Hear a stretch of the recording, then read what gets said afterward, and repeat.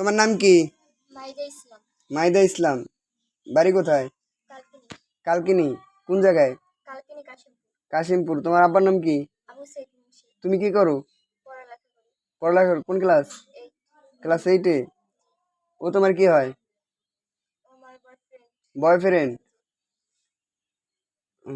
আচ্ছা, তা তোমরা এখানে আসছো কি করতে? ঘুরতে আসছিলাম।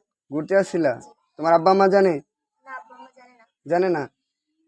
এই তোমার বাড়ি কো? বাড়ি ভবানীপুর। ভবানীপুর। জি। কোন বাড়ি? সর্দার বাড়ি। তোমার আব্বার নাম কি? দলিল সর্দার। জলিল সর্দার। জি। তোমার কি হয়? গার্লফ্রেন্ড। গার্লফ্রেন্ড। জি। তো এখানে আসছো ঘুরতে? জি।